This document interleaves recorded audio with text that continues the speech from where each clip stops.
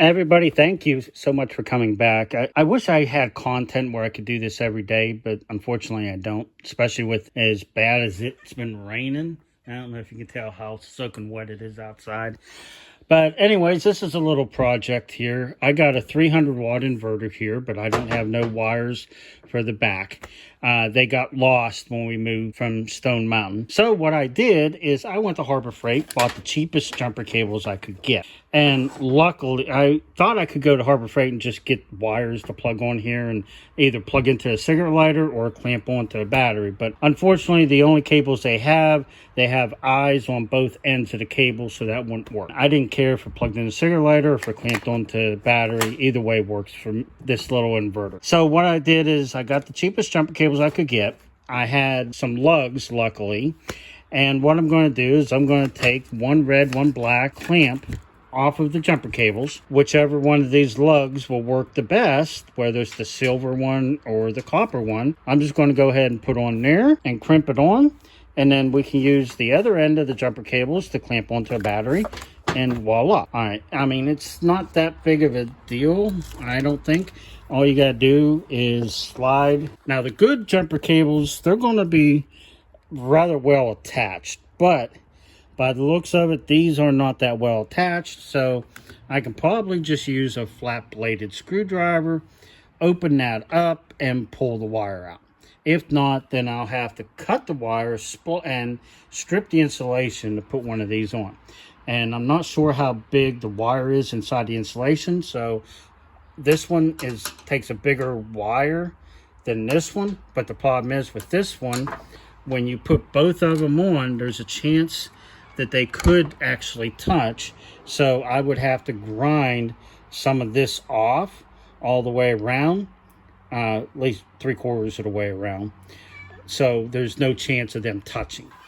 These other silver ones I've already checked, and they cannot touch no matter how hard you push them in towards each other.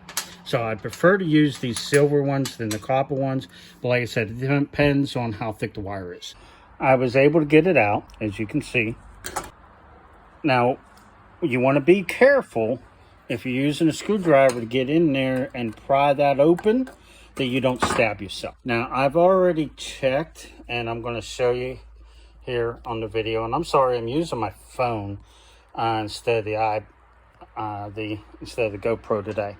But as you can see, the silver ones fit on there, nice and sloppy. So what I'm probably going to do, because I wound up losing some wire when I did get it out of there, I'm probably going to go ahead and cut that and splice it back a little bit. The other side, I might just go ahead and cut. If I do it like I did this one, you can hang on to these. They're brand new, and you can use them for something else.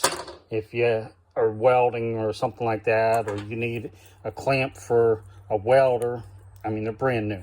So I really don't want to waste them. So I'm going to go ahead and get a pair of wire cutters. Very carefully use a knife and just take off as much as I need as far as the insulation goes, so I can get back to the original gauge. All right, I have a hydraulic crimper that I got from Harbor Freight a while back, and I'm going to use this to go ahead and crimp the wire in here. I've already got the wire the right length, and I've already put heat shrink on here. All I'm going to do, and this is going to be a little difficult to do and hold the phone at the same time, is I'm just going to insert the wire in here, lug that I've already got in there, with only having two hands and trying to hold the phone at the same time. I'm just going to insert it in there, and then I'm just going to go ahead and pump the hydraulic and crimp the fitting. Doing this with just two hands is a little on the difficult side.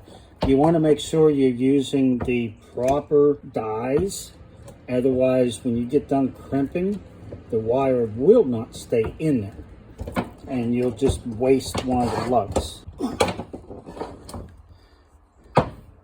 See what I mean? It didn't crimp it down. The lugs, or the die, is tight again, so it can't crimp any further. Luckily, it didn't crush it. If you were using the wrong one and if it were to crush it, you won't be able to reuse it. So in this case, you just use a smaller die in the hydraulic press and I can stick the wire back in and use the smaller dies, get it in there right and tight. And once you get it crimped, you don't want to be able to pull it out like that. Now this time I'm using what on the dies, it says it's a 7. So I'm going to put it back in. I want to make sure all the wire goes in there. And another method that some people use, they can put the lug on a solid surface and just take a hammer and just beat it. And then you don't have to worry about what size dies you're using or any of that. And that'll hold it too. I've done it both ways. And the only reason I'm doing it this way this time is demonstration purposes only. Otherwise, I would have just put it on a frame rail or some kind of hard steel surface and just hit it a couple times with a hammer, and that would have crimped it enough where it couldn't have come out. This time I used a number 7, as you can probably tell on there, to crimp it, and I've just squeezed as tight as I could, and as you can see, the dies are not touching each other. So let's see. I don't think that's going to go anywhere. I'm picking the tool up with the wire, and this tool is not real light tool, so if it's picking it up like that, it'll be fine.